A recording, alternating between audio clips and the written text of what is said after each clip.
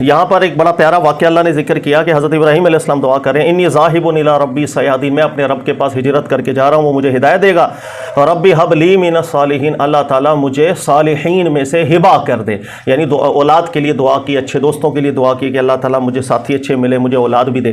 फ़बश्शरनाहु बिग़ुलामिन हलीम, तो अल्लाह ताला ने बिशारत दी इब्राहीम अलैहिस्सलाम को एक हलीम बेटे की। हलीम कहते हैं जिसमें सब्र का मादा बहुत ज़्यादा हो। फलम्मा बालागा, यहाँ से आज शुरू हो रही है जो कुर्बानी के मौजू को थोड़ी सी डिस्कस करेगी, और इसके बाद कुछ मजीद आयतें वो भी मैं बता देता हूँ। फलम्मा बालागा माहु साया, जिस वक्त पहुँच गए इब्राहीम अलैहिस्सलाम के साथ वो बच्चा अस्साया, साई की स्टेज को, कौला, तो फिर हज़रत इब्राहीम अलैहिस्सलाम ने फरमाया था, या बुनैया, ए मेरे बेटे, इन्नी अरा फिल मनाम, मैंने ख्वाब में देखा और मैं देख रहा हूँ, अन्नी अज़बहु का, कि मैं आप पर छुरी चला रहा हूँ। फंजुर माज़ा तरा, आप गौर करें आपकी क्या राय है। काला, उन्होंने जवाब दिया, या आबाती, ए मेरे अब्बू, इफ़अल मा तुअमर, आप करें जिसका आपको हुक्म दिया गया, आप वो करें। इन सतजिदुनी इंशाअल्लाहु मिनस साबिरीन, इंशाअल्लाह आप मुझे सब्र करने वालों में से पाएंगे। फलम्मा अस्लमा, जिस वक्त इन दोनों ने, वालिद साहिब ने इब्राहीम अलैहिस्सलाम और इस्माईल अलैहिस्सलाम दोनों ने सर झुका लिया अल्लाह के हुक्म के आगे, वतल्लहु लिल जबीन, और लिटा दिया था आपको जबीन के बल, वनादैनाहु या इब्राहीम, तो फिर अल्लाह की तरफ से निदा आई, ए इब्राहीम, कद सद्दक़त रुया, आपने ख्वाब सच कर दिखाया। इन्ना कज़ालिका नजज़िल मुहसिनीन, हम इसी तरीके से मोहसिनीन को जज़ा दिया करते हैं। इन्ना हाज़ा लहुवल बलाउल मुबीन, ये बहुत बड़ी आजमाइश थी इब्राहीम अलैहिस्सलाम पर। वफ़दैनाहु बिज़िब्हिन अज़ीम, हमने फ़िदिया इसका एक अज़ीम ज़िबहा की सूरत में दे दिया था। सलामुन अला इब्राहीम कज़ालिका नजज़िल मुहसिनीन इन्नहु मिन इबादिनल मुमिनीन वबश्शरनाहु बिइस्हाक़ नबिय्यम मिनस सालिहीन, और हमने फिर बिशारत दी थी इब्राहीम अलैहिस्सलाम को इसहाक़ की, जो नबी थे सालिहीन में से। अच्छा, ये आयत है, मैं जल्दी जल्दी उसूल देखें अप्लाई करके समझाता हूँ। पहला लफ्ज़ इसमें देखिएगा, फलम्मा बालागा माअहू अस्साया, ये अल्लाह ताला ने जिक्र किया है। अल्लाह ताला ने एक बेटे की बिशारत दी, अभी तक उसका नाम अल्लाह ने जिक्र नहीं किया। देखिएगा, फ़बश्शरनाहु बिग़ुलामिन हलीम, हमने आपको बिशारत दी थी एक बेटे की जो बड़ा हलीम वाला होगा। फलम्मा, जिस वक्त बालागा माहु साया, कि वो इब्राहीम अलैहिस्सलाम के साथ इस यहाँ तक पहुँच गए। बालागा माहु साया, साया कहते हैं थोड़ी सी हेल्प करने के काबिल जब बच्चा हो जाए। तो अरबी के अंदर ये बोला जाता है 8 साल, 9 साल, 10 साल, 11 साल, 12 साल, राउंड अबाउट ये जो उम्र होती है 8 साल से लेके 12, 13 साल, 14 साल, इस एज को बालागा माहु साया कहा जाता है, जब बच्चा इस काबिल हो जाता है कि वो थोड़े बहुत काम करने लग जाए, आपके साथ जो है ना वो हाथ भी बटाने लग जाए, इस उम्र को कहा जाता है। अच्छा, अभी तक अल्लाह ताला ने नाम जिक्र नहीं किया, लेकिन पॉइंट की बात यह है, गौर कीजिएगा, जिस वक्त पहुंच गए इब्राहीम अलैहिस्सलाम के साथ वो इस उम्र में, ये उम्र 8 साल से लेकर 13 से 14 साल की एज को कहा जाता है कुरान पाक के इबारतुन नस, इसको इस लफ्ज़ का इशारा कह दें या पूरा इसका इबारत कह दें, वाज़े तौर पर कुरान जिक्र कर रहा है कि इस्माईल अलैहिस्सलाम हज़रत इब्राहीम अलैहिस्सलाम के साथ थे जिस वक्त वो इस उम्र को पहुंचे। इस लफ्ज़ में गौर करें, जिस वक्त इब्राहीम अलैहिस्सलाम के साथ वो इस स्टेज तक पहुंच गए थे। ये जुमला अरबी में हर बंदा इतना वाज़े और इतना मुहकम है, दुनिया में हर इंसान के साथ आप बोल दें कि जिस वक्त बेटा बाप के साथ परवरिश करते इस उम्र तक पहुंच जाए, हर बंदा समझ जाएगा। लेकिन इसके मुकाबले में अगर मैं आपको ये बोल दूं कि हज़रत इब्राहीम अलैहिस्सलाम अपने बच्चे को बचपन में दूध पीता छोड़कर चले गए थे, उसके बाद कभी मुलाकात के लिए आए ही नहीं, बल्कि पहली दफ़ा उसके बाद मुलाकात उस वक्त हुई थी कि जिस वक्त आप इस्माईल अलैहिस्सलाम जवान हो चुके थे, उनकी शादी भी हो चुकी थी, फिर इब्राहीम अलैहिस्सलाम की मुलाकात हुई थी फर्स्ट टाइम अपने बेटे से। ये जो वाक़या मैं आपको सुनाऊंगा, आप ऑब्जेक्शन कर सकते हैं इस पर वाज़े तौर पर, आप बोलेंगे ज़रा रुके, आपके बकौल इस्माईल अलैहिस्सलाम बचपन की हालत में छोड़ के इब्राहीम अलैहिस्सलाम तशरीफ़ ले गए और मुलाकात हुई कि जब आप जवान हो गए। सर, कुरान कह रहा है वो आपके साथ पलते इस स्टेज तक पहुंच गए। तो कुरान वाज़े नस बयान कर रहा है कि इस्माईल अलैहिस्सलाम बचपन से इब्राहीम अलैहिस्सलाम के साथ थे, जिस वक्त इस स्टेज पर पहुंचे हैं तब ये वाक़या कुर्बानी वाला पेश आया। ये बिल्कुल वाज़े हुक्म है कुरान पाक का, मुहकम बात है, कोई इसमें डाउट नहीं, कोई इसमें दस राह ही नहीं निकल रही। यही वजह हुई है। अब आप लोग फौरन, चूंकि अब साथ साथ हम हदीस भी हल करेंगे जिनके मुतून में प्रॉब्लम है। बुखारी की हदीस नंबर 3365 3365 किताब अहदीसुल अंबिया, इसमें एक बड़ा वाक़या इन्होंने जिक्र किया है। मैं मुख्तसर वाक़या सुना रहा हूँ। अच्छा, ये बात मैंने आपको पहले उसूल पढ़ाते समझा दी थी। ऐसा बिल्कुल हो सकता है कि कभी कोई एक हदीस आए, उसके अंदर 10 बातें जिक्र हो, जिसमें 4-5 बातें कुरान के खिलाफ है, हो सकता है 2-4 बातें कुरान की मुताबिकत में भी हो।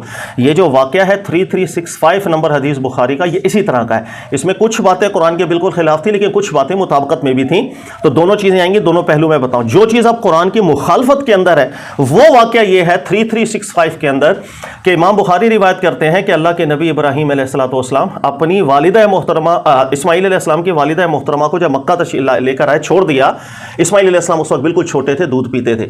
यहीं पर आपको छोड़ करके इब्राहीम अलैहिस्सलाम तशरीफ़ ले गए थे, और उसके बाद कुछ वाक़या जिक्र किया। फिर उन्हें प्यास लगी थी, प्यास के लिए हज़रत हाजरा ने तगोदो की थी, अल्लाह ताला ने पानी का इंतज़ाम किया था। ये पूरा वाक़या जिक्र किया। अच्छा, इसके बाद फिर आगे आप देखेंगे तवील वाक़े में जिक्र है कि इब्राहीम अलैहिस्सलाम जिस वक्त तशरीफ़ ले गए थे, पीछे इस्माईल अलैहिस्सलाम बड़े हो गए, जवान हो गए, उनकी शादी हो गई।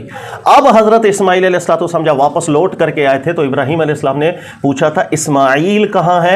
बताया गया वो कहीं गए हैं। इब्राहीम अलैहिस्सलाम ने फरमाया था कि उन्हें कहें कि अपने जो दरवाज़ा है उसको तब्दील कर दें, दरवाजे की चौखट बदल दें। ये एक इशारा था कि वो ये जो ज़ौजा है, ये आपके लिए अखलाकी लिहाज से ठीक नहीं, आप इनको तलाक देके दूसरी शादी कर लें। ये वाक़या चल रहा है। सर, इस वाक़े के अंदर जो इमाम बुखारी ने जिक्र किया, वाज़े तौर पर मफ़हूम जो समझ में आता है वो ये कि इब्राहीम अलैहिस्सलाम जब बचपन में छोड़ के गए हैं इस्माईल अलैहिस्सलाम को, तो उसके बाद फर्स्ट टाइम मुलाकात उस वक्त हो रही है कि जब आप जवान हो गए और आपकी शादी हो गई थी, और उस वक्त भी ये शादी वाले वाक़या जो भी है ये जिक्र हो रहे हैं। इस पर उलमा ने ऑब्जेक्शन इसलिए किया कि कुरान पाक की जो आयत है वो वाज़े और मुहकम तौर पर बयान कर रही है कि फलम्मा बालगा माहू साया, इब्राहीम अलैहिस्सलाम की मईयत में, इब्राहीम अलैहिस्सलाम की तरबियत में, इब्राहीम अलैहिस्सलाम के मातहत जब वो इतना हो गया था कि साई के काबिल। तो अगर इब्राहीम अलैहिस्सलाम की मुलाकात ही नहीं हुई थी इस्माईल अलैहिस्सलाम से, तो सर ये कुरान का वाक़या अलग हो जाता। तो जब कोई हदीस हमारे सामने आ रही है, उसके अल्फाज जो मफहूम बयान कर रहे हैं वो कुरान के ऑपोजिट होंगे, ऑब्जेक्शन हो जाता है। मुहक्किकीन उलमा इस वाक़े को एज इट इज़ कबूल नहीं करते जो इमाम बुखारी लेकर आए। हाँ, इस वाक़े में कुछ बातें आई हैं जो कुरान की मुताबिकत में है, वो हम आगे जाकर के देखते हैं, लेकिन ये चीज़ ऑब्जेक्शनेबल है, ज़हन में रख लीजिएगा। अच्छा, आगे चले। फलम्मा बालगा माहू साया, इब्राहीम अलैहिस्सलाम की माईयत में, आपकी तरबियत में जिस वक्त वो साई के मकाम पर पहुंचे। अच्छा, कौन पहुंचे? अभी तक देखिएगा अल्लाह ताला ने नाम जिक्र नहीं किया। अगली आयत में है साया क़ाला या बुनैया, तो उसके बाद फिर हज़रत इब्राहीम अलैहिस्सलाम ने क्या फरमाया था? या बुनैया इन्नी अरा फिल मनाम, इन्नी अरा फिल मनाम अन्नी अज़बाहु का। ये इसको पहले हल करते हैं। या बुनैया, ए मेरे बेटे। अभी तक हज़रत इब्राहीम अलैहिस्सलाम ने नाम जिक्र नहीं किया, वो इस्माईल अलैहिस्सलाम थे या वो इसहाक अलैहिस्सलाम थे। इसलिए माजी में बड़ी डिबेट रही है, अहले किताब के साथ भी बड़ी डिबेट रहती है कि वो इस्माईल अलैहिस्सलाम है जिन्हें कुर्बान किया गया, या इसहाक अलैहिस्सलाम थे जिनको कुर्बान किया गया। अहले किताब का मौक़िफ़ है कि वो हज़रत इसहाक अलैहिस्सलाम थे जिनको कुर्बान किया गया। और वो हज़रत इसहाक अलैहिस्सलाम को क्यों मुराद लेते हैं, उसकी वजह यह है कि अगर इस्माईल अलैहिस्सलाम को मुराद ले लिया जाए तो सारा क्रेडिट यहाँ पर आ जाता है मक्का की तरफ, और फिर यहाँ से वो दुआएं और सब उस मामला शुरू हो जाते हैं। लेकिन वो कहते हैं वो इसहाक अलैहिस्सलाम थे, चूँकि वो उस सरजमीन पे थे, उनके साथ कुर्बानी वाला मामला हुआ, कुर्बानी की सरजमीन भी वही है, वहीं के लिए सारी बिशारतें हैं, तो वो सिलसिला वहाँ पर साबित करना चाहते हैं। लेकिन अभी तक कुरान ने जिक्र नहीं किया, लेकिन वाज़े तौर पर कुरान बयान करेगा। यहाँ पर अभी तक नाम जिक्र नहीं किया, बात मस्कूत थी, लेकिन इस मस्कूत को अल्लाह ने वाज़े इशारा देकर क्लियर कर दिया कि वो इस्माईल अलैहिस्सलाम है जिनका कुर्बानी वाला वाक़या चल रहा है। इस मस्कूत को अल्लाह ने कैसे खोला? देखिए, अगर अल्लाह ना खोलते, मस्कूत की बहस अगर अल्लाह ना बयान करे, जिसे कहते हैं मुजमल बात, अगर अल्लाह ना खोलें, फिर हम लोग जितनी क़यास आराइयाँ मर्जी कर देते वो सब जन्नियात होती, डाउटफुल चीज़ें होती, क्योंकि मस्कूत वैसे सब डाउट होती हैं। लेकिन अगर अल्लाह ही क़राइन पैदा कर दे, मस्कूत को क्लियर कर दे, तो फिर वो बात पक्की और मुहकम हो जाती है। अब अल्लाह ने बात कैसे क्लियर की है, मैं इसी आयत के नीचे में आपको पढ़ के बता रहा हूं। ऊपर अल्लाह ने शुरू किया फबशरनाहु बिगुलामिन हलीम, इब्राहीम अलैहिस्सलाम को हलीम बेटे की अल्लाह ने बिशारत दी थी। यही हलीम बेटा जिस वक्त साई की उम्र को पहुंचे, तो फिर इब्राहीम अलैहिस्सलाम के साथ ये कुर्बानी वाला वाक़या हुआ। ये पूरा कुर्बानी वाला वाक़या आगे जिस वक्त ख़त्म हो रहा है, तो आगे चले देखिएगा, वफ़दैनाहु बिज़िब्हिन अज़ीम व तरकना अलैहि फ़िल आखिरीन सलामुन अला इब्राहीम इन्नहु मिन इबादिल मोमिन। आगे अल्लाह ने कहा वबश्शरनाहु बिइस्हाक़ नबिय्यम मिन सालिहीन, और इसी कुर्बानी के वाक़े के बाद अल्लाह ताला ने इसहाक़ अलैहिस्सलाम की बिशारत दी थी इब्राहीम अलैहिस्सलाम को कि वो भी नबी होंगे, आपकी औलाद होगी। अब इस तरतीब से वाक़े को पढ़े, यानी अल्लाह कह रहे हैं पहले आपको बिशारत दी, वो बच्चा जिस वक्त थोड़े बड़े हो गए, कुर्बानी वाला वाक़या हुआ, कुर्बानी वाले इम्तिहान में आप जब पास हो गए, फिर अल्लाह ताला ने आपको बिशारत दी इसहाक़ अलैहिस्सलाम। तो अल्लाह ने वाज़ेह करीना बयान कर दिया। इसी मस्कूत को अल्लाह ताला ने मस्कूत नहीं रहने दिया, मुहकम बना दिया। लिहाजा हमारे नज़दीक माजी में जितनी भी अबहास हैं इस मामले में कि वो हज़रत इसहाक़ अलैहिस्सलाम थे या इस्माईल अलैहिस्सलाम थे, वो बिल्कुल कमज़ोर पड़ जाती हैं इस दलील के बाद जो अल्लाह ताला ने यहाँ तरतीब से जिक्र किया।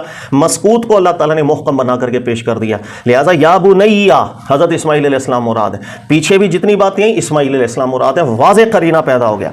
आगे चलें, फिर आगे अल्लाह ताला ने जिक्र किया या बुनैया, ए मेरे बेटे, और कीजिएगा, इन्नी अराफिल मनाम, हमने ख्वाब में देखा है, अन्नी अज़बाहु का, कि हम छुरी चला रहे हैं आपकी गर्दन पर, फंजुर माज़ा तरा, तो आप देखें आपका क्या ख्याल है, आपका क्या फैसला है, ये बयान कीजिए।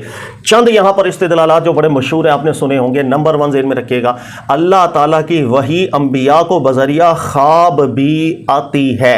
ये एक जुमला है, मुत्तफ़िक़ा तौर पर उलमा का माजी से चलता हुआ आ रहा है। जुमले पे गौर कीजिएगा, अल्लाह ताला की वही अंबिया पर बज़रिया ख्वाब भी आती है। ये जुमला नहीं बोला जा रहा कि हर ख्वाब हर नबी का वही होता है। दो जुमलों में बड़ा फ़र्क है। जो भी लफ्ज़ बोलेंगे उसमें एक लफ्ज़ भी ऐसा ना हो जो कुरान पाक से फिर मुतारिज़ हो जाए, हम दलील ना दे सकें। लिहाजा उतनी बात, नपे तुले अल्फाज होने चाहिए कुरान में गुफ्तगू करते हुए, अपने अल्फाज नहीं होने चाहिए। हर ख्वाब नबी का वही होता है, कुरान ने ऐसी बात कभी भी जिक्र नहीं की। हाँ, वही बज़रिया ख्वाब भी आती है। इसका एक इशारा इसका इसी वाक़े से हमें समझ में आ जाता है, बड़ा आसान है समझना। देखिएगा, ख्वाब में देखा कि बच्चे को कत्ल किया जा रहा है। अगर ये ख्वाब वही ना होती, सिंपल इज़ दैट, किसी की कत्ल पर इकदाम उठाने की इजाज़त नहीं होती। किसी इंसानी जान की गर्दन पे छुरी चला देना एक बहुत बड़ा अमल है। कत्ल एक बहुत बड़ी चीज़ है, एक्सट्रीम पोजीशन है, जिसका कुरान जिक्र करता है कि सज़ा ये कि हमेशा के लिए जहन्नम का मुस्तहिक हो जाएगा वो बंदा। तो ख्वाब की बुनियाद पर किसी की गर्दन पे छुरी चला देना, ये चीज़ हो नहीं सकती है। कश्फ हो, इल्हाम हो, हम हर चीज़ को रद्द कर देंगे कि कुरान का कतई हुक्म खड़ा है, ला तक़तुलू, कि कत्ल ना करो, ना अपने आप को ना किसी और को। अब कुरान का कतई हुक्म है कि किसी को कत्ल करने की इजाज़त नहीं है।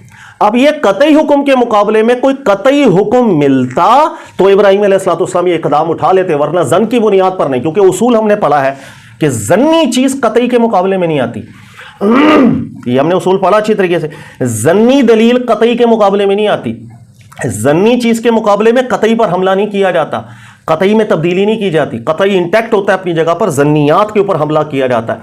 अगर हजरत इब्राहीम अलैहिस्सलाम को ये वही ना होती, वही कतई वही ना होती, आप इतना बड़ा इक़दाम नहीं कर सकते थे कि जो कत्ल की तरफ लेकर के जा रहा है।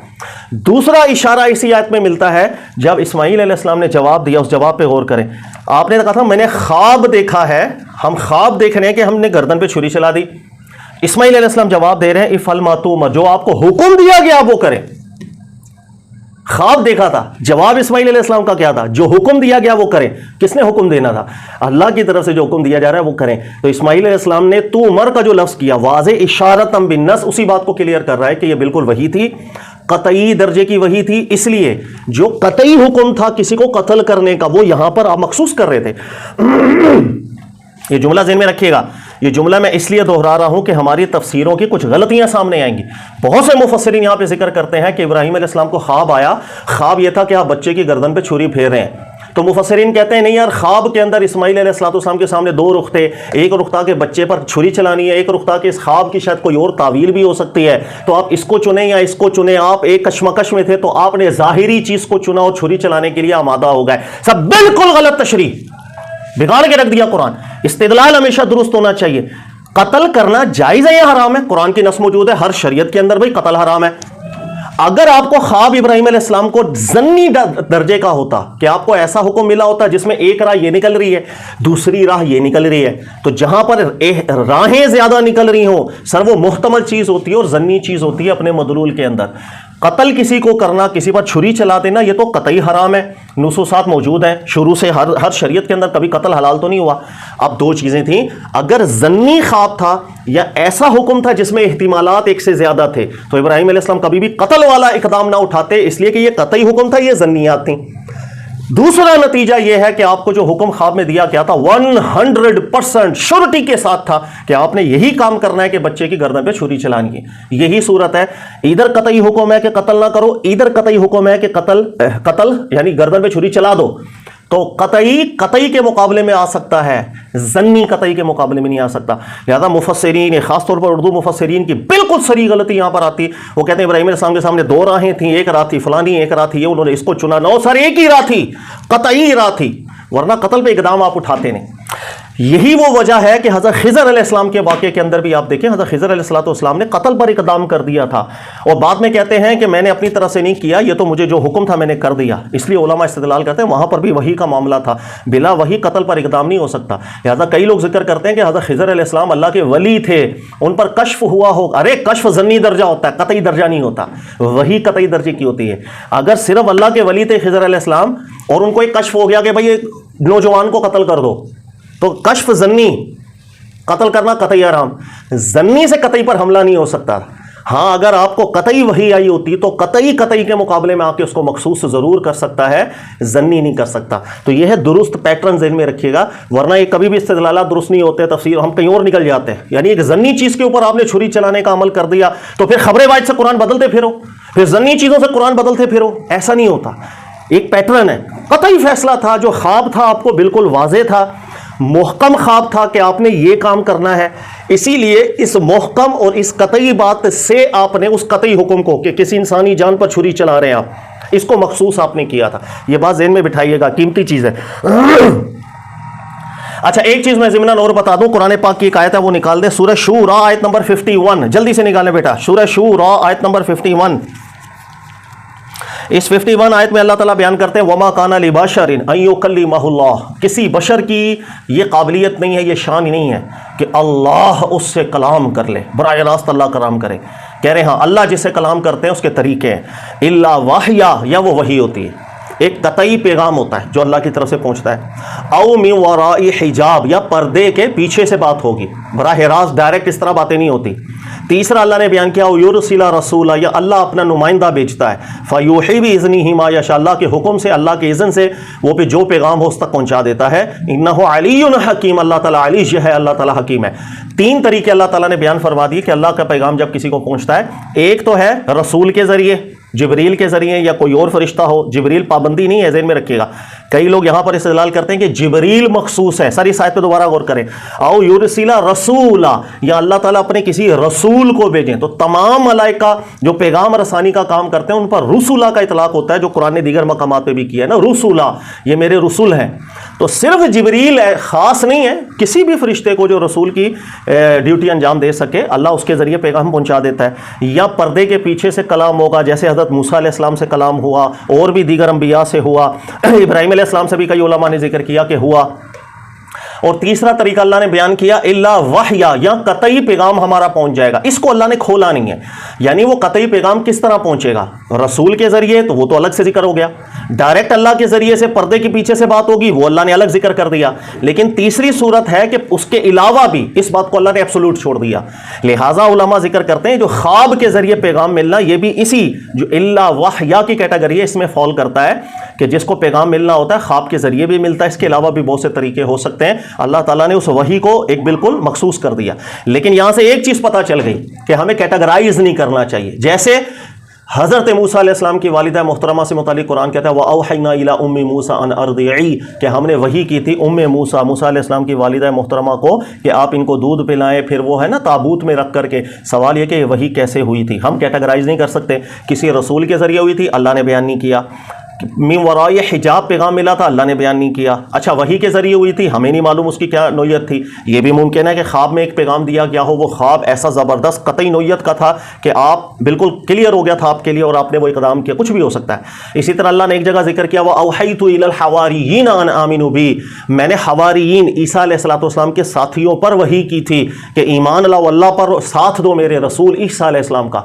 तो ये जो हवारियीन पर वही की थी, इसके बहुत से माना निकल सकते हैं। मुमकिन है ख्वाब ऐसा आया हो कि जिससे आप लोग की कैफियत जज़मी थी, वो अल्लाह का पैगाम कंफर्म तरीके से मिला, कुछ भी हो सकता है। तो जहां अल्लाह ने एब्सोल्यूट रखा, हम बिला दलील मुतय्यन नहीं कर सकते। ये भी उसूल आपको बताया था, मस्कूत बहसों को मस्कूत रहने दिया जाता है। तो वो जुमला जो मैंने शुरू में कहा था कि नबियों को वही ख्वाब से भी आती है, ये वाकया उस पर दलील है। लेकिन हर ख्वाब वही होता है, ये जुमला हमें नहीं बोलना चाहिए, इस बात पर नस नहीं है। जब वही होगी ख्वाब के ज़रिए हो सकती है। वो ख्वाब फिर हम जैसा ख्वाब नहीं होता कि हम ख्वाब में सो गए और हमने खराटे मारे और देखा कि मैं जापान में घूम रहा हूँ, ऐसा ख्वाब, वो फिर ख्वाब 100% 100% कतई दर्जे का होता है। वो ऐसा ही है जैसे जागते के अंदर मैं आपसे बात कर रहा हूँ, जागते में मैं आपसे सुन रहा हूँ, क्योंकि ये बात कतई होती है। ख्वाब के अंदर जो ख्यालात हैं वो ज़न्नी होते हैं।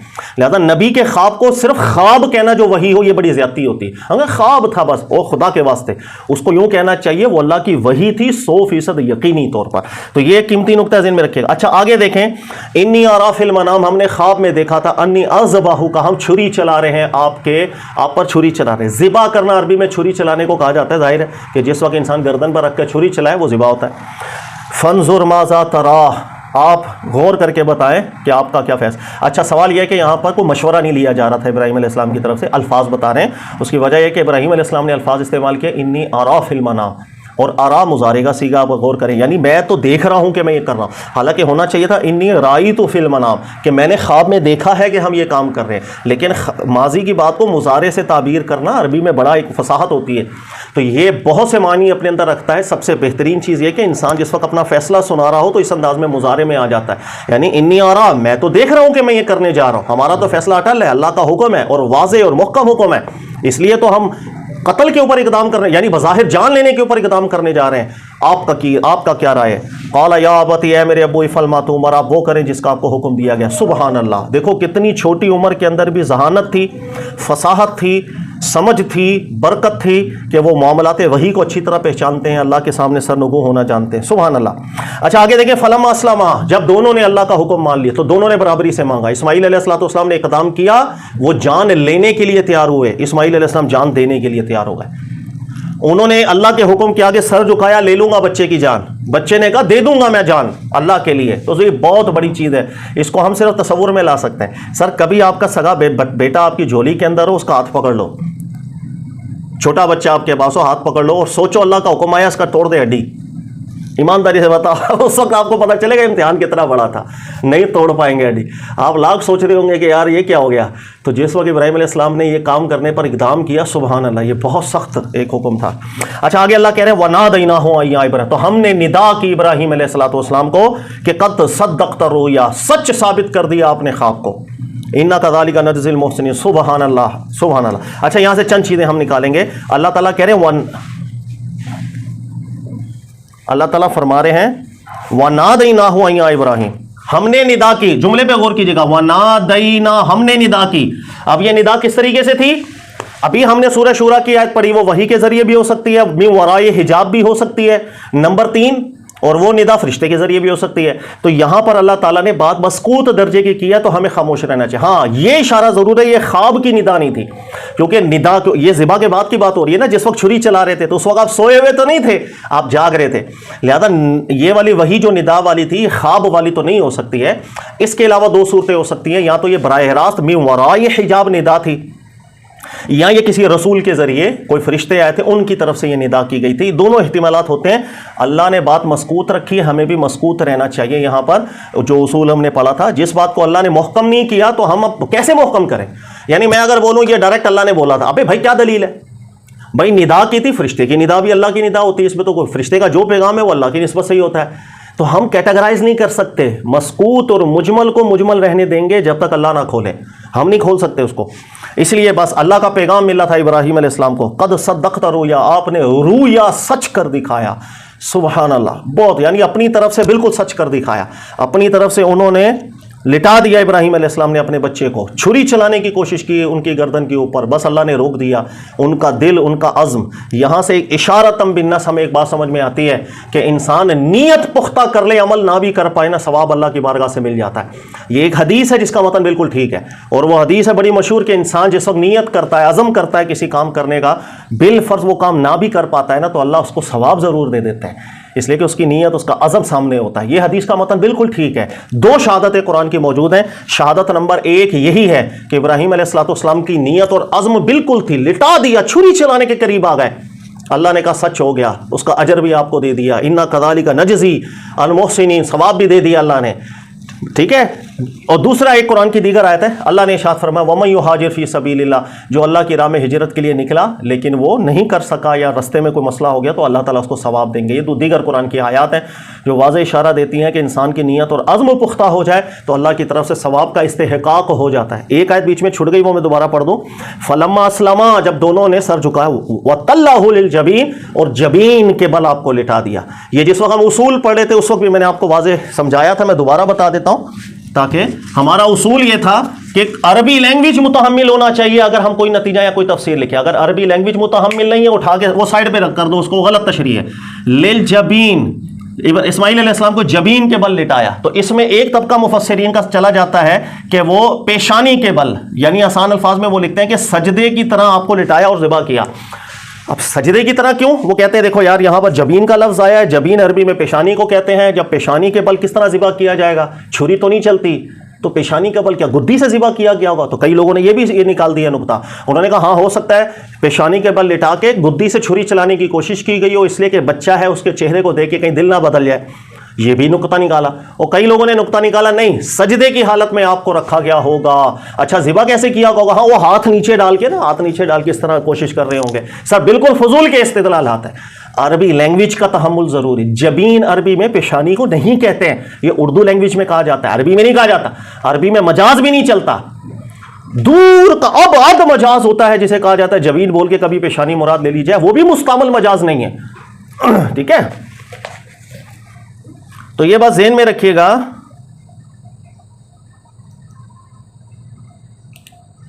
कि ये इस्तेदलाल कमजोर है। जबीन अरबी में कहा जाता है, ये जो हमारी कनपट्टियां हैं, इसको दो जबीनें इंसान के एक चेहरे में होती है, एक जिबहा होती है। ये जो मेरी फ्रंट है इसको जिबहा कहा जाता है, तो सजदे में हम जिबहा रखते हैं, और जबीन कहते हैं ये जो हमारी साइड की कनपट्टियां हैं। तो अरबी में यूं कहा जाता है कि एक चेहरा, उसमें एक जिबहा होता है, दो जबीनें होती हैं, तो जबीनें साइडों को कहा जाता है। इसलिए मैंने आपको पहले भी शायद बताया था कि लैंग्वेज अरबी जिस वक्त आपने देखनी हो तो मुहक्किक इब्न आशूर और मोहम्मद बिन सालिह उसैमीन इनको देख लिया करें। वो इतने बड़े अरबी दान थे कि पूरी दुनिया में आज तक अगर अरबी में किसी को टेंशन होती है तो इन्हीं का कॉल अथॉरिटी समझा जाता है। ये बहुत बड़े अरबी दान थे, तो मामला वो क्लियर भी करके चले जाते हैं। तो वो भी वाज़ेह करते हैं कि जबीन का इतलाक नहीं होता यहाँ पर, ये गलत बात है। तो आपको करवट के बल लिटाया, यानी कुरान वाज़ेह कह रहा है आपको करवट के बल लिटाया, प्रॉपर जैसे कहते हैं ना ज़िबा करने का तरीका बिल्कुल प्रॉपर आपने इख्तियार किया था। अच्छा आगे अल्लाह ने फरमाया वफ़दैनाहु बिज़िब्हिन अज़ीम, और हमने आपका फिदिया दिया, यानी इसके बदले एक अजीम ज़िब्ह की सूरत में दे दिया था, एक अजीम ज़िब्ह की सूरत में दे दिया था। इस लफ्ज़ पे गौर कीजिएगा, हमने नुकात निकालने से कि आपका जो फिदिया दिया गया था वो बिज़िब्हिन अजीम, ये दो लफ्ज़ अल्लाह ने इरशाद फरमाए। ज़िब्ह कहते हैं काटना, यानी बाकायदा ज़िबा करना, तो ये जो फिदिया था हुआ तो ज़िबा की सूरत में था, यानी बच्चे को फिर ज़िबा नहीं किया गया, वो अल्लाह की तरफ से इम्तिहान था, आप कामयाब हो गए, लेकिन उसकी जगह पे कोई जानवर था जिसको दिया गया, उस जानवर के ज़िबा का हुक्म था, उस जानवर को आपने ज़िबा किया था। बस इतनी बात कुरान पाक ने की है, इससे ज़्यादा तफसील कुरान ने जिक्र नहीं की थी। हाँ कुछ हमारे यहाँ पर किस्से आ जाते हैं, लेकिन वो इसराइली किस्से आते हैं, कुरान उसकी तस्दीक नहीं करता, हम खामोश हो जाते हैं।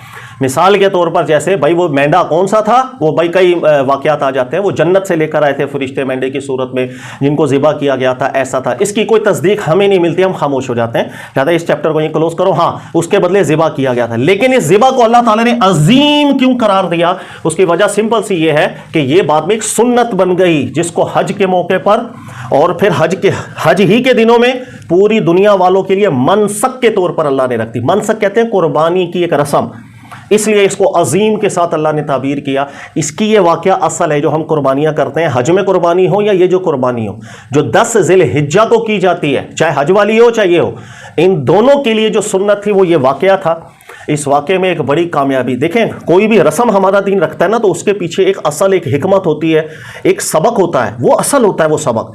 तो जैसे ही ये कुर्बानी आती है तो ये वाक़या आपके जहन में आना चाहिए जो समझाता है कि अल्लाह के हुक्म के आगे कैसे सरनगू होते हैं। चूँ चरा नहीं किया जाता, अल्लाह का हुक्म वंस पता चल जाए, वंस जुमले पे गौर कीजिएगा, वंस पता चल जाए ये हुक्म अल्लाह का है, फिर अकल को उठा के दीवार पे मार देते हैं, फिर नहीं देखेंगे ये बात मेरी अकल में आ रही है या नहीं आ रही, ये मेरी फितरत के मुताबिक है या फितरत के खिलाफ है, कुछ भी नहीं देखा जाता।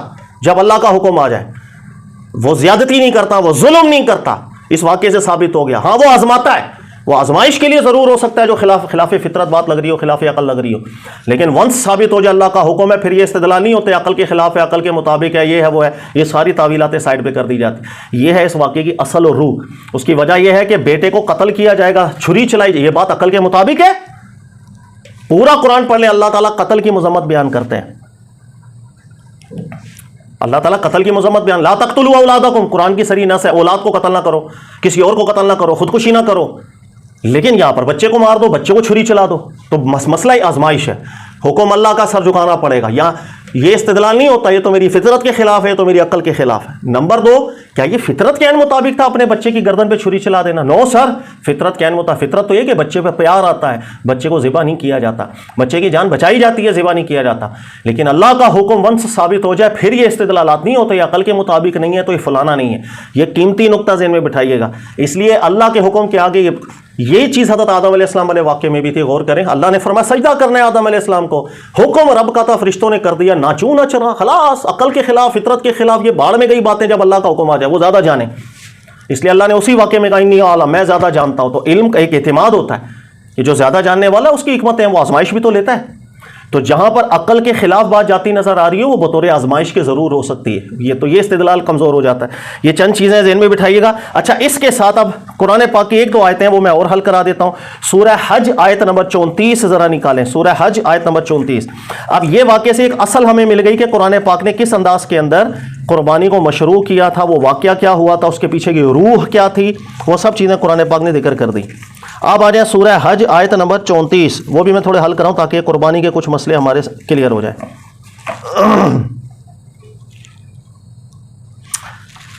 आयत नंबर 34 नहीं, आयत नंबर 34 ही है। इस आयत में देखिएगा अल्लाह ताला ने इरशाद फरमाया वाली कुल्ली उम्मा जअलना मनसका, हर लिकुल्ली उम्मा, हर उम्मत में अल्लाह ताला ने मनसक रखा है। क्या मतलब मनसक का? खुद अल्लाह वजाहत कर रहे हैं। मनसक कहते हैं वो रस्म रखी है, लियज़्कुरुस्मल्लाह अला मा रज़क़हुम मिन बहीमतिल अनाम, ताकि बहीमतुल अनाम जानवरों पर अल्लाह का नाम लिया जाए और रिज्क के तौर पर इस्तेमाल किया जाए, यानी ज़िबा किया जाए, कुर्बानियां की जाए। तो ये जो मनसक का लफ्ज़ है, ये जो रस्म है अल्लाह ने बयान किया, हर उम्मत पर अल्लाह ने रखी है।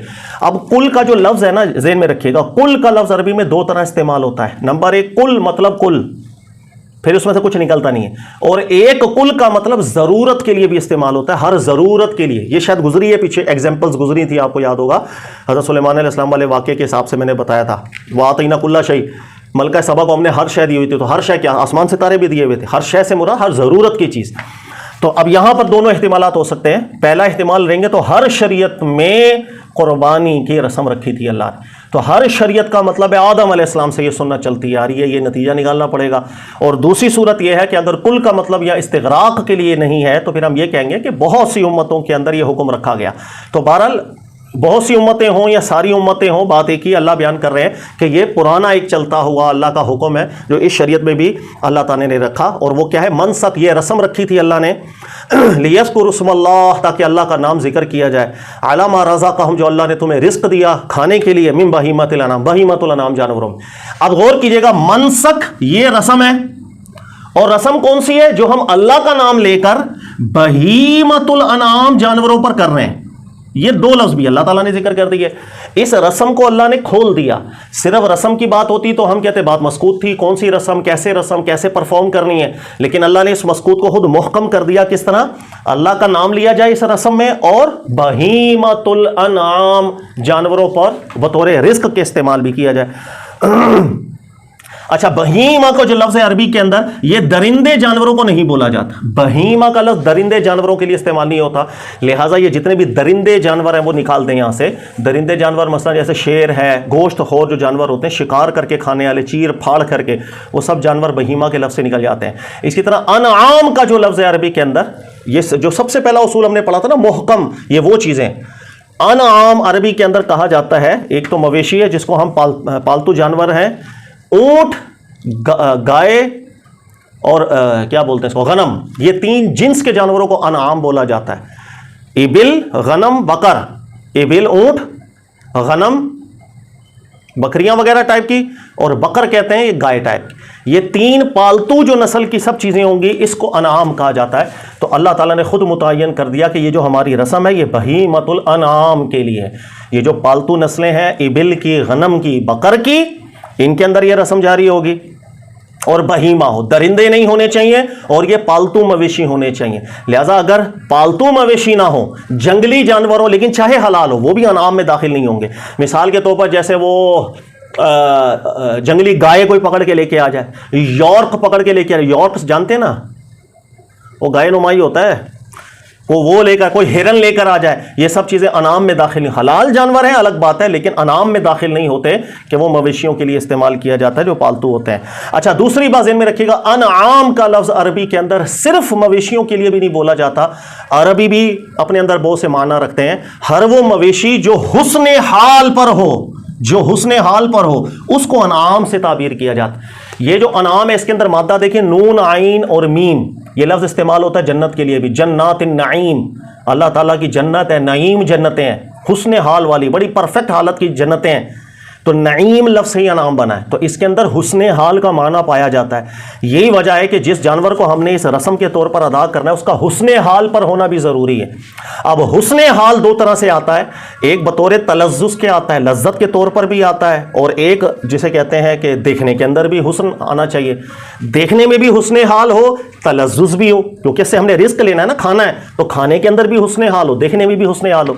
इसी हुस्ने हाल को रसूलुल्लाह सल्लल्लाहु अलैहि वसल्लम ताबीर किया करते थे कि जानवर में ऐब नहीं होना चाहिए, क्योंकि जब आप रस्म अदा कर रहे हैं और अल्लाह ने जो लफ्ज़ इस्तेमाल किया उसकी रियायत की जाए, लिहाजा ऐब उयूबात से कोशिश करें। मुतलकन 100% ऐब से तो खाली कोई जानवर दुनिया में नहीं मिलेगा, हरज हमारे दिन में नहीं है, इसलिए छोटे मोटे ऐब माफ़ होते हैं, लेकिन बड़ा ऐब हो नहीं यार, हुस्ने हाल रहना चाहिए, इतलाक हुस्ने हाल का रहना चाहिए।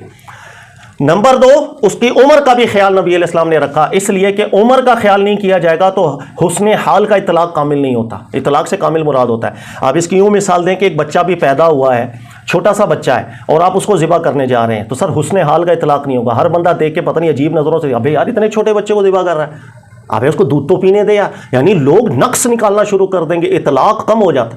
इसीलिए ऐसी उम्र नबी अलैहिस्सलाम ने इसकी मुतय्यन फरमाई थी जिसमें हुस्ने हाल का इतलाक कामिल हो। जैसे बकरा वगैरह है, इसके लिए 1 साल, हाँ सेहतमंद है मेंढा वगैरह, 6 महीने का, इस साल भर का लग रहा है, जैसे मैं देखो माशाल्लाह 25 साल का आपका उस्ताद, लेकिन लग रहा 50 साल का होता है, मोटा ताज़ा इतना है, बाल सफ़ेद हो गए, तो लगना अगर हैवी है ओके, हुस्ने हाल में आ रहा है। इसी तरीके से गाय है, उसकी उम्र 2 साल रखी गई कि उससे छोटा होगा, आप देखिएगा बहुत छोटा बच्चा लग रहा होगा, उसके दांत भी नहीं आए होते, तो हर बंदा ऐब निकालने की कोशिश, अबे यार दांत, इतने छोटे बच्चे को क्यों ज़िबा, हुस्ने हाल का इतलाक नाकिस होता है। तो नबी अलैहिस्सलाम ने जो उम्र मुकर्रर की वो कुरान पाक की ये जो आयत है इसको समझाने के लिए मुतय्यन की। अगर वो हदीस ना भी होती ना हमारे पास, तो हमने हुस्ने हाल का इस्तेदलाल जरूर निकाला था। हम यही कहते कि पुख्ता उम्र के अंदर जानवर ज़िबा करो भाई, छोटे छोटे जानवर ज़िबा ना करो, बच्चे लेकर दूध पीने की उम्र है और ज़िबा करना शुरू कर दिया, ऐसा नहीं। तो ये चंद आयतें बेटा मैंने आपको पढ़ाई हैं ताकि हमारा ये तस्वुर ज़हन में आ जाए। इसी से अगली आयत भी है, थोड़ा सा वो भी देख लें, आयत नंबर 35, उसमें अल्लाह फरमाते हैं वलबुदना, कहाँ चली गई, हाँ, वलबुदना जाल, और जो ऊँट है, जाल ना लकुम मिन शाइरिल्लाह, इसको भी अल्लाह ने शाइरुल्लाह करार दिया, लकुम फीहा, इसमें तुम्हारे लिए खैर है, फ़ज़्कुरु स्मल्लाहि अलैहि, अल्लाह का नाम जिक्र करो इस पर सफ़ बंद करके, वाइदा वजबत जुनूबुहा, जिस वक्त मेरी आवाज़ नहीं आ रही, मेरी आवाज़ भाई, मेरी आवाज़ नहीं आ रही, कितना पीछे से नहीं आ रही थी मुझे बताएं। चलो मैं दोबारा पढ़ देता हूं बेटा, कोई बात नहीं। अच्छा, अल्लाह फरमा रहे वलबुदना जअलनाहा लकुम मिन शाइरिल्लाह, और ऊँट अल्लाह ने इनको भी शाइरुल्लाह में करार दिया। अच्छा, अब यहां से इस्तेदलाल देखिएगा, कुर्बानी के जानवर अल्लाह ने कहा ऊँट, गाय, बकरी, फिर अल्लाह ने कहा ऊँट शाइरुल्लाह है, दलालतुन नस, ये दोनों क्या होंगे, ये भी शाइरुल्लाह होंगे, इसलिए कि कुर्बानी की रस्म इन तीनों पर अदा होती है। जब तीनों को अल्लाह ने रस्म के लिए मुतय्यन किया, फिर किसी एक का नाम लेना भी दलालतन बिन्नस, दोनों का नाम हो जाएगा, लिहाजा ये तीनों शाइरुल्लाह होते हैं जिस वक्त हम ज़िबा करते हैं।